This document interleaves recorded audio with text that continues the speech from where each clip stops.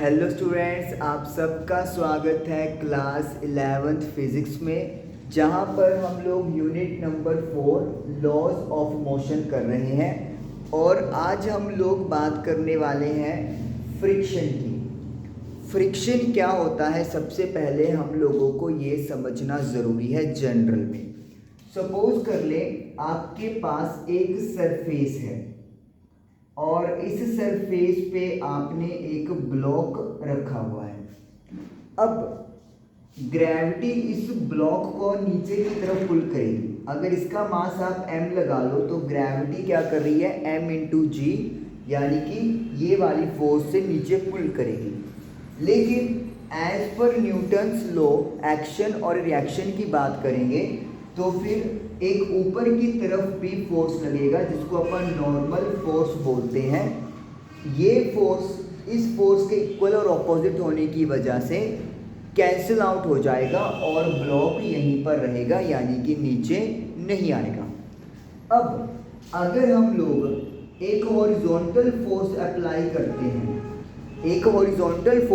करते हैं थोड़ी सी, तो हम लोग देखते हैं ये जो ब्लॉक है वो अभी भी रेस्ट में है। मैंने फोर्स लगाया इस ब्लॉक पर, लेकिन अभी भी ये ब्लॉक रेस्ट पे रहा। मैंने थोड़ी सी फोर्स और एक्स्ट्रा कर दी, थोड़ी सी ज़्यादा फोर्स लगाई, फिर भी मैंने देखा ये ब्लॉक रेस्ट पे रहा। तो इसका मतलब ये है कि मैं जो यहाँ पे फोर्स लगा रहा हूँ, इसको अपोज करने वाली कोई एक नई फोर्स यहाँ पर बन गई है जो इसके मोशन को रोक रही है। और उसी ऑपोजिशन फोर्स को जो उल्टा डायरेक्शन में काम कर रही है, हम लोग यूं पुश कर रहे हैं लेकिन वो फोर्स यूं कर रही है, उसी ऑपोजिशन फोर्स को हम लोग क्या बोलते हैं, फ्रिक्शन फोर्स बोलते हैं, जिसकी बात हम लोग कर रहे हैं। तो यानी कि वो फोर्स जो कि अपोज करती है, अपोज मतलब विरोध करती है, किसको, रिलेटिव मोशन को। रिलेटिव शब्द का यूज किया जा रहा है। रिलेटिव मोशन का मतलब ये है हम लोग इस ब्लॉक को इस सरफेस के ऊपर मूव करवाना चाहते हैं। जैसे कि ये मेरा हाथ है, ये हाथ की सरफेस हो गई और ये मार्कर हो गया। तो मार्कर और जो हाथ है उसकी सरफेस के ऊपर हम लोग ये मार्कर को अगर मूव करवाना चाहते हैं तो इसे वी कॉल रिलेटिव मोशन। तो इसे अपोज करता है। अकेला मोशन लिखना गलत होता है, हमें हमेशा क्या लिखना है, रिलेटिव मोशन लिखना है जब भी फ्रिक्शन की बात आएगी। तो इसका मतलब है अगर हम लोग एक फोर्स लगा रहे हैं लेकिन हमारा ब्लॉक मूव नहीं कर रहा है, हमने फोर्स थोड़ी ज़्यादा कर दी फिर भी ब्लॉक मूव नहीं किया, तो उस टाइम पर जो फोर्स लग रही है हमारी फोर्स के ऑपोजिट, उस फोर्स को वी कॉल फ्रिक्शन फोर्स। क्योंकि ये सरफेसेस के कांटेक्ट में है, ये सरफेसेस कांटेक्ट में है, इसीलिए ये एक कांटेक्ट फोर्स का टाइप है। अगर दो सरफेसेस में कोई कांटेक्ट नहीं होगा तो फ्रिक्शन भी होने का सवाल ही पैदा नहीं होता। दूसरी बात, जो फ्रिक्शन फोर्स है,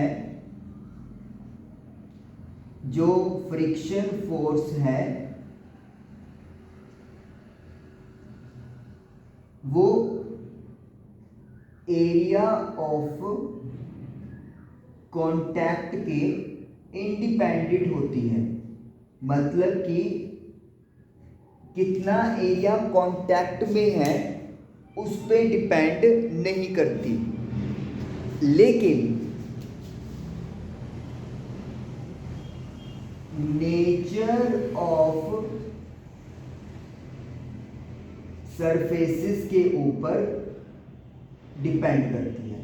जो सरफेसेस आपस में कांटेक्ट में है, जो सरफेसेस नेचर मतलब कांटेक्ट में है, उनकी नेचर पे डिपेंड करती है, लेकिन एरिया ऑफ कांटेक्ट पे डिपेंड नहीं करती।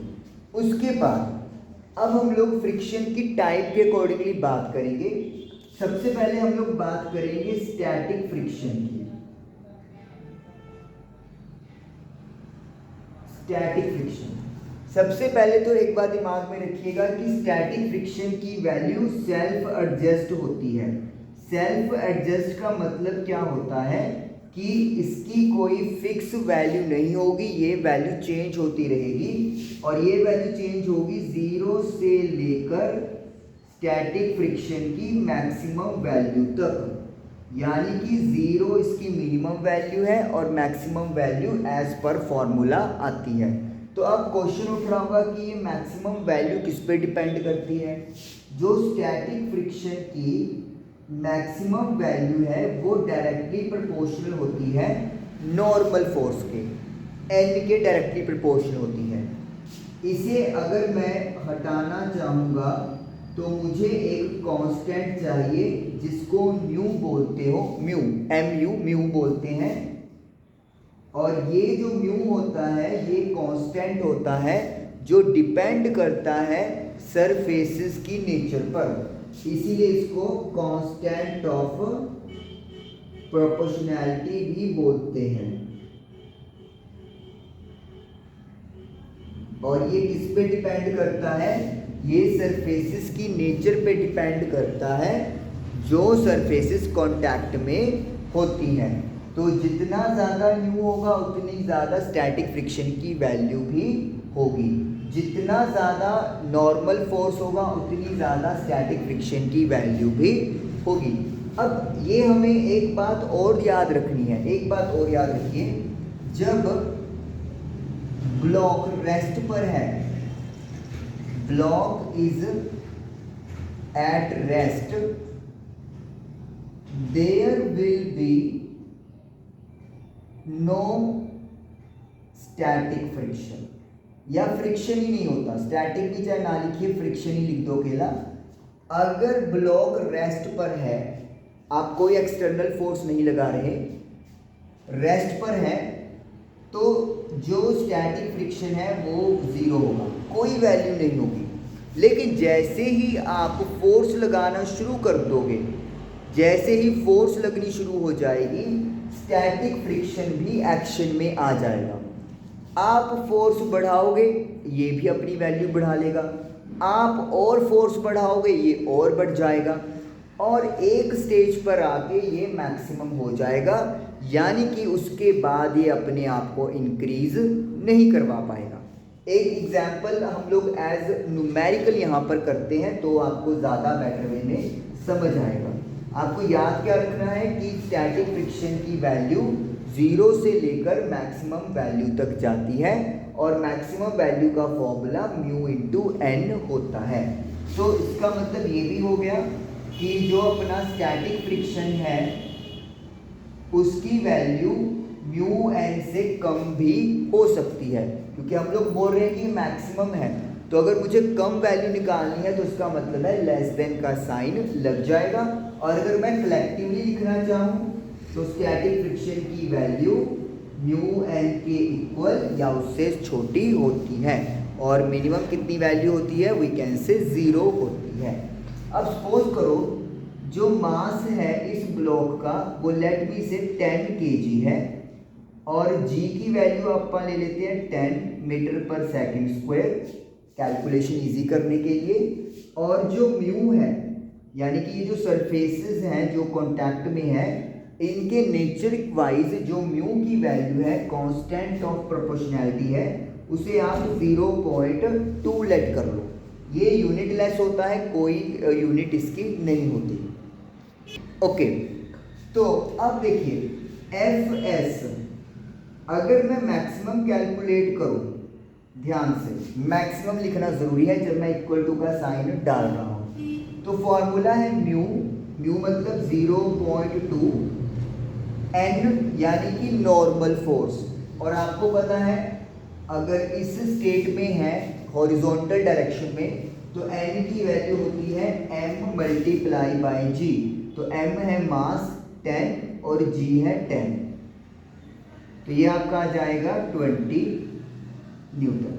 तो इसका मतलब ये हो गया है, इसका मतलब क्या है कि जो ऑपोजिशन वाली फोर्स है वो 20 न्यूटन तक लग सकती है, मैक्सिमम 20 न्यूटन। मतलब क्या है, यहाँ पे अपन लिखते हैं अप्लाइड फोर्स और यहाँ पे लिखते हैं अपन स्टैटिक फ्रिक्शन की वैल्यू। सपोज करो शुरुआत में मैंने 0 न्यूटन लगाया तो स्टैटिक फ्रिक्शन की वैल्यू भी या फ्रिक्शन की वैल्यू भी 0 है। मैंने 5 न्यूटन की फोर्स लगा दी तो ये भी 5 न्यूटन हो जाएगा, क्योंकि हमने पढ़ा है ये सेल्फ एडजस्टमेंट है, 0 से स्टार्ट होकर मैक्सिमम तक जाता है। फिर मैंने 12 न्यूटन लगा दिया सपोज कर लो, तो ये भी 12 न्यूटन हो गया, अगेन मूवमेंट नहीं हो पाएगी। फिर मैंने 18 न्यूटन लगा दिया तो ये भी 18 न्यूटन हो गया, अब भी मूव नहीं कर पाएगा। फिर मैंने 20 न्यूटन लगाया तो ये 20 न्यूटन हो गया। तो इसका मतलब क्या हो रहा है, जैसे जैसे मैं फोर्स की वैल्यू, अप्लाइड फोर्स की वैल्यू बढ़ाता जा रहा हूँ, जो फ्रिक्शन वाली फोर्स की वैल्यू है वो भी इंक्रीज होती जा रही है। इसके अकॉर्डिंगली मैक्सिमम वैल्यू कितनी आनी चाहिए, 20। तो मैंने 20 तक अप्लाई कर दिया। अब अगर मैं 20 से ज़्यादा की वैल्यू अप्लाई करूँगा, सपोज कर लो अब मैंने अप्लाई कर दिया 21 न्यूटन। अब जो स्टैटिक फ्रिक्शन की वैल्यू है वो 21 नहीं हो सकती। इस डेटा के अकॉर्डिंगली फ्रिक्शन फोर्स की मैक्सिमम वैल्यू 20 ही रहेगी। तो इसका मतलब है जो फ्रिक्शन जो स्टैटिक फ्रिक्शन है वो 20 न्यूटन ही रहने वाला है। अब आपका जो ब्लॉक है वो मूव करना स्टार्ट कर देगा, क्योंकि अब आपकी अप्लाइड फोर्स स्टैटिक फ्रिक्शन की वैल्यू से ज़्यादा हो गई है। तो मतलब क्या है, हर क्वेश्चन में जो भी आपका स्टैटिक फ्रिक्शन निकलेगा that will be the maximum value provided by the formula mu N. और दूसरी बात, ये तो स्टैटिक फ्रिक्शन की बात हो गई, जो एरिया पे डिपेंड नहीं करती, सरफेसेस की नेचर पे डिपेंड करती है, डायरेक्टली प्रोपोर्शनल नॉर्मल फोर्स की होती है, म्यू एन मैक्सिमम है, लेस देन कम हो जाएगी। और जैसे जैसे आप एक्सटर्नल फोर्स बढ़ाओगे स्टैटिक फ्रिक्शन की वैल्यू भी बढ़ती जाएगी, एक वैल्यू पे आके मैक्सिमम है। उसके बाद अगर आप फर्दर ज़्यादा फोर्स लगाते हो तो ब्लॉक आपका मूव करेगा। लेकिन जैसे ही ब्लॉक आपका मूव करना शुरू कर देगा, एक बड़ा इंटरेस्टिंग सा यहाँ पे कंसेप्ट उठ जाता है। ओके, अपन इसको इरेज कर देते हैं।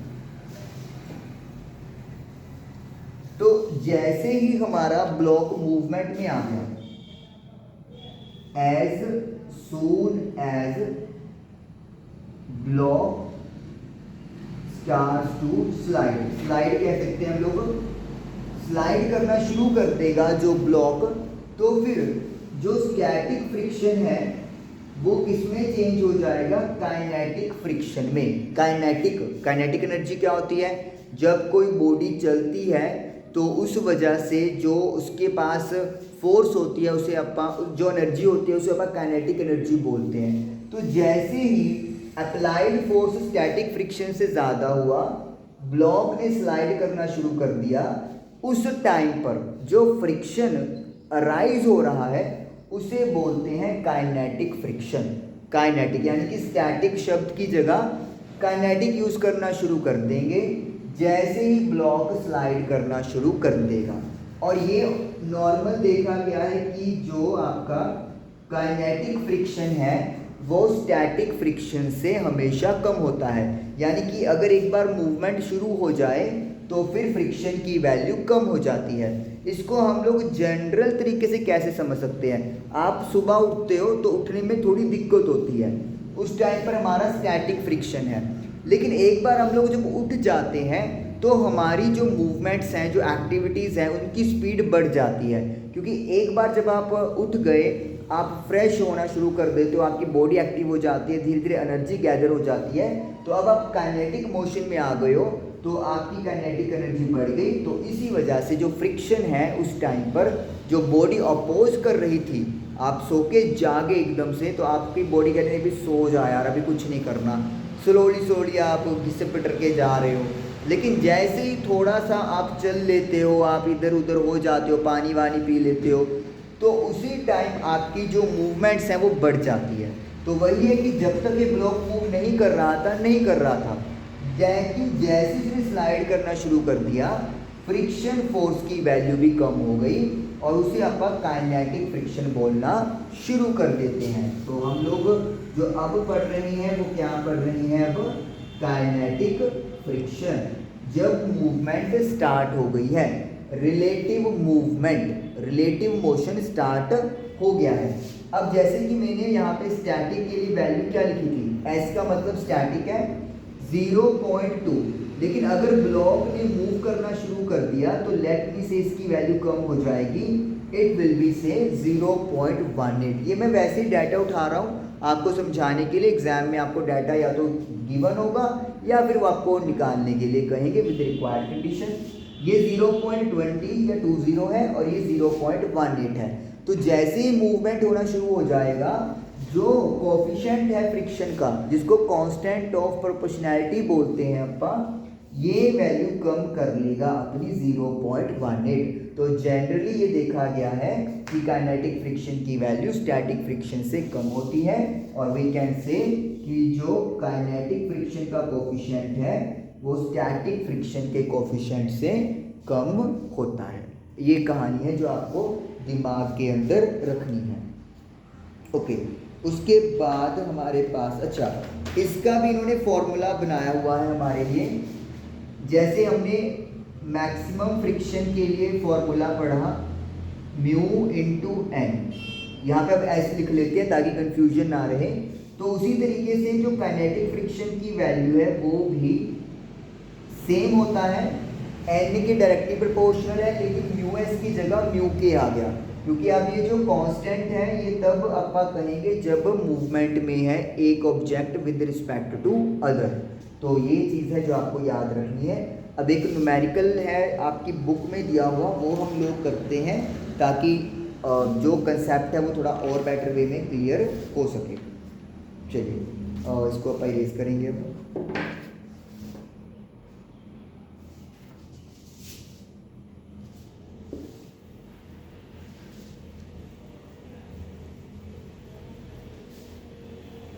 क्वेश्चन है हमारे पास, मैक्सिमम एक्सेलरेशन ट्रेन का पता करिए जिसमें एक बॉक्स है जो इसके फ्लोर के ऊपर है।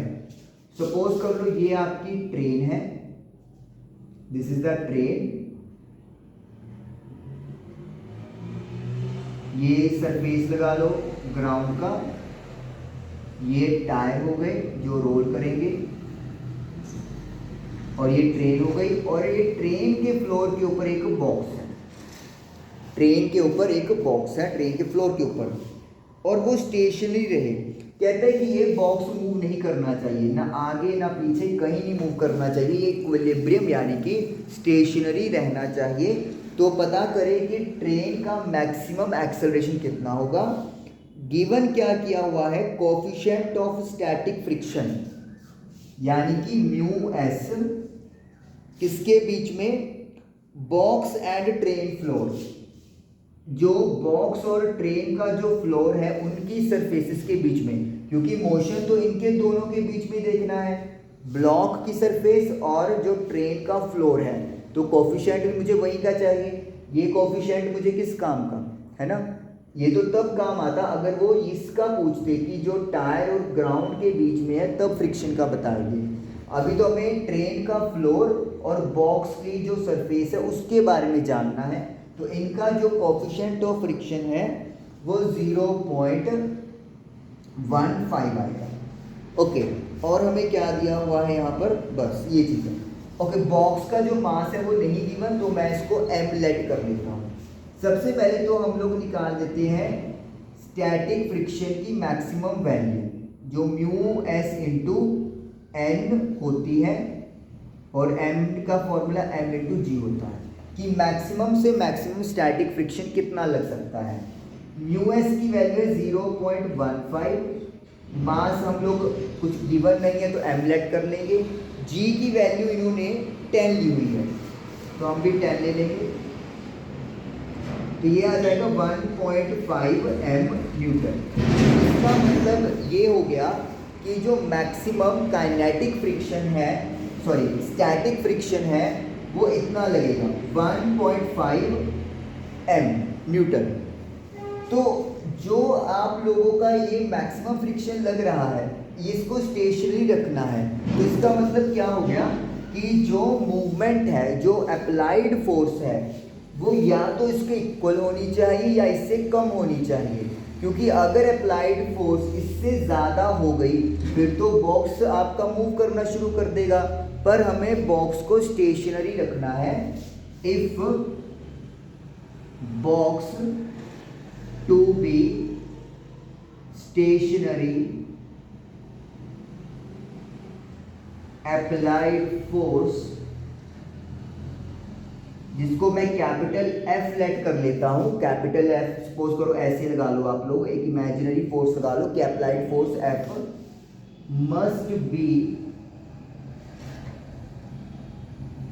आइदर लेस देन और इक्वल टू Fs मैक्सिमम। तो या तो वो फोर्स इससे छोटी होनी चाहिए या इसके इक्वल होनी चाहिए अगर आप चाहते हो कि बॉक्स जहां पर है वहीं पर रहे। तो यानी कि F should be less than और इक्वल टू मैक्सिमम। क्लियर? अब F is less than equal to, value क्या आई है हमारे पास 1.5 m, मास को हमने m लेट किया है। जो फोर्स होती है उसका फॉर्मूला क्या होता है? फोर्स का फॉर्मूला होता है मास मल्टीप्लाई बाय एक्सेलरेशन। ये कहानी हम सबको क्लियर है। जो एक्सटर्नल फोर्स लगाते हैं न्यूटन सेकंड लॉ के अकॉर्डिंगली मास इनटू एक्सेलरेशन होता है, तो mass into acceleration should be less than और इक्वल टू 1.5 m। m से m कैंसिल आउट हो जाएगा, तो यानी कि एक्सेलरेशन की वैल्यू क्या आ गई 1.5 मीटर पर सेकंड स्क्वायर। तो जो आप फोर्स लगा रहे हो उस फोर्स में जो एक्सेलरेशन लग रहा है उसकी वैल्यू या तो 1.5 या फिर उससे कम होनी चाहिए। अगर वैल्यू 1.5 से ज़्यादा हो गई तो जो F आएगा वो इससे वैल्यू बड़ा हो जाएगा और ये बॉक्स जो है वो मूव कर जाएगा। लेकिन हमें गिवन क्या कर दिया है कि box must remain stationery, box कोई मूवमेंट नहीं होनी चाहिए। ओके, चलिए अब नेक्स्ट क्वेश्चन करते हैं। नेक्स्ट एग्जांपल देखिए, अब इसमें हमने क्या किया है, एक इंक्लाइंड प्लेन लिया है। इंक्लाइंड प्लेन है ओ, ये एंगल थीटा दिया हुआ है हमें। एक ब्लॉक है लाइक दिस, इस तरीके से, जिसका मास है 4 kg। इस ब्लॉक का जो मास m है वो दिया हुआ है 4 kg, वो रेस्ट पर है अभी। Plane is gradually inclined until at an angle theta 15, और ये एंगल जो है वो 0 से स्टार्ट करके 15 डिग्री तक लेके गए हैं।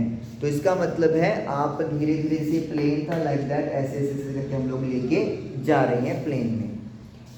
मास जस्ट बिगिंस टू स्लाइड, और जब ये 15 डिग्री पे पहुंचा तो ये जो ब्लॉक था ये मूव करना शुरू कर दिया। किस तरफ? बैक साइड, पीछे की तरफ मूव करना शुरू कर दिया।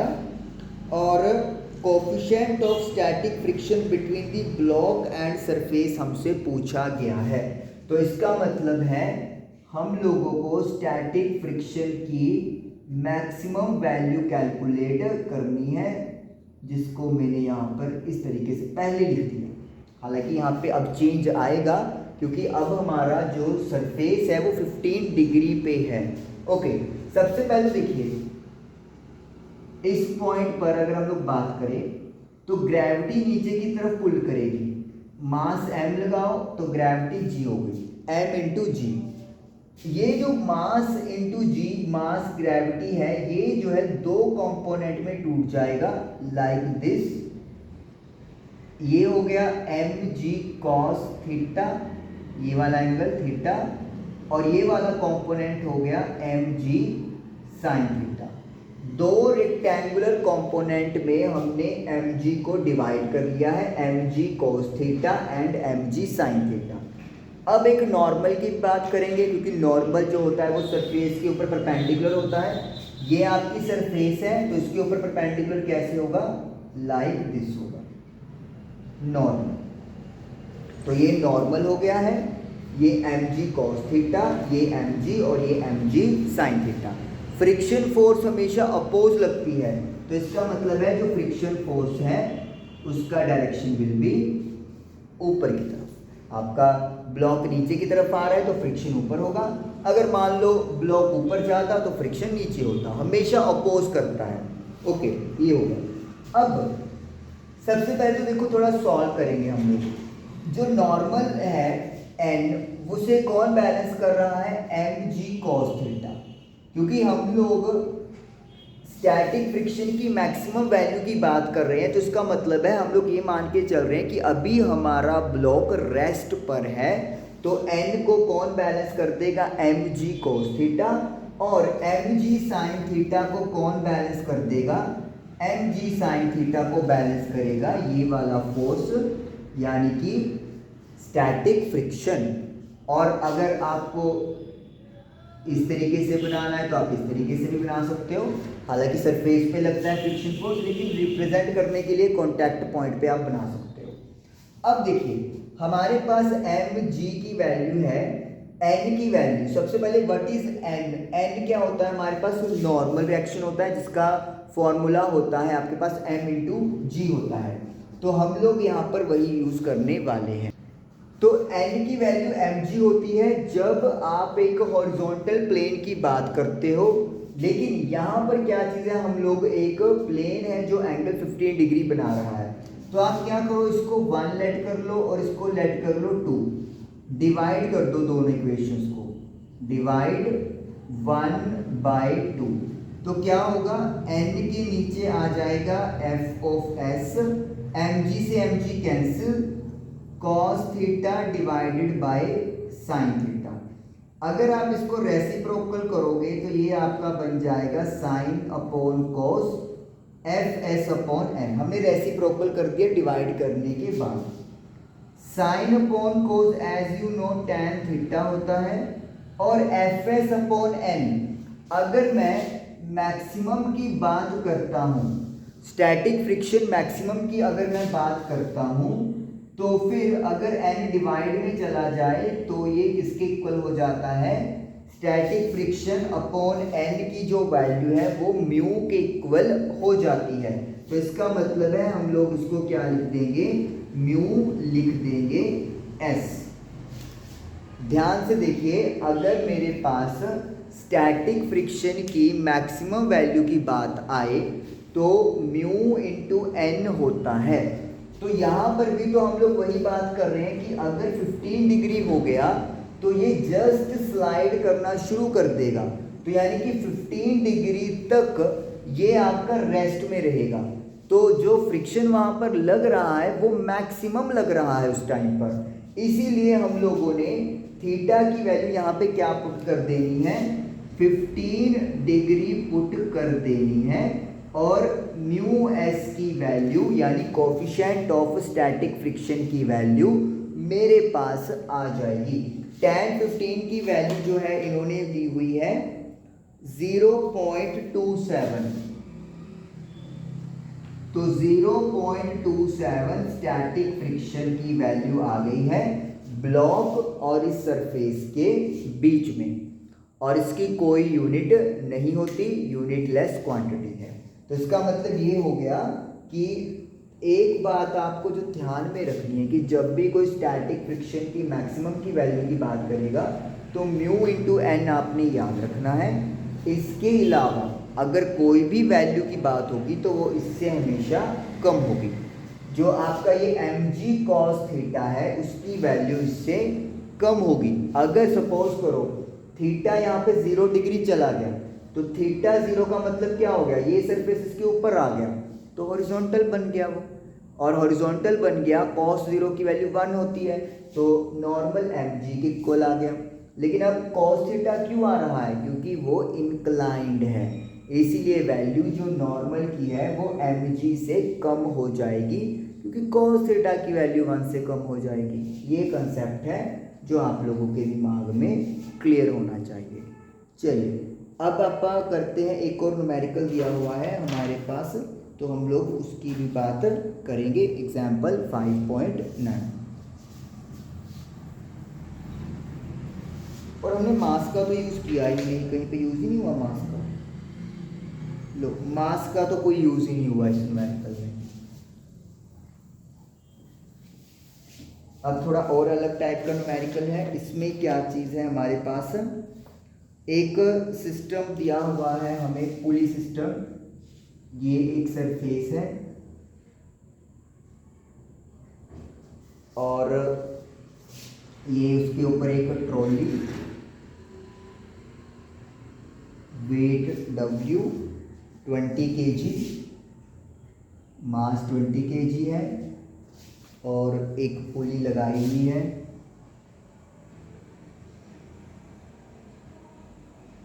लाइक दिस, और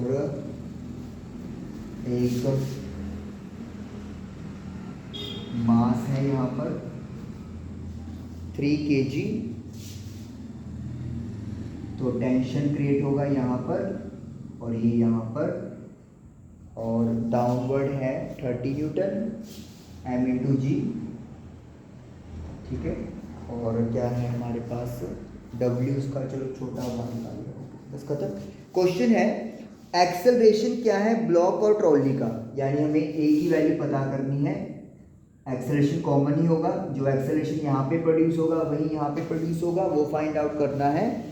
अगर काइनेटिक फ्रिक्शन का कोफिशिएंट ट्रॉली और सरफेस के बीच में 0.04 है, यानी कि म्यू काइनेटिक की वैल्यू 0.04 हमें गिवन कर दी है, और टेंशन भी पूछा हुआ है कितना है, कैपिटल T भी पता करना है मुझे, और क्या गिवन है, G की वैल्यू 10 मीटर पर सेकंड स्क्वायर लेना है। चलिए सबसे पहले किसी भी सिस्टम की बात कर लो, चाहे यहाँ पे चाहे यहाँ पे, आपकी मर्जी है। सपोज करो मैं यहाँ पे बात करता हूँ इस चीज़ की, 30 न्यूटन का जो फोर्स है, अच्छा ये जो सिस्टम है वो काइनेटिक है। काइनेटिक का मतलब क्या हो गया, मूवमेंट होनी शुरू हो गई है, ये नीचे आ रहा है और ये आगे जा रहा है, तो जो काइनेटिक फ्रिक्शन है वो आपका लगेगा बैकवर्ड, ठीक है ना। हमें कैसे पता चला कि ये मूव करना शुरू कर गया है, क्योंकि उन्होंने काइनेटिक की बात की है, तो यानी कि जो आपकी ट्रॉली है वो आगे बढ़ रही है। और ये आगे क्यों बढ़ेगी, क्योंकि यहाँ पे टेंशन लगेगी, और टेंशन क्यों लग रही है, क्योंकि ये ब्लॉक नीचे की तरफ जा रहा है। तो इसका मतलब है जो 30 न्यूटन है वो ज़्यादा इफेक्टिव हो रहा है, तो 30 माइनस, और ये जो T है वो उसको ऊपर की तरफ खींचेगा। लेकिन क्योंकि नेट फोर्स नीचे की तरफ लग रही है, जा तो वो नीचे ही रहा है, तो m इंटू ए, तो net force mass into acceleration जो डाउनवर्ड है। अगर आप इसको कैलकुलेट करो, जो जो गिवन है, मास कितना है 3 kg और एक्सेलरेशन मुझे नहीं पता, तो ये बन गया मेरा फर्स्ट इक्वेशन।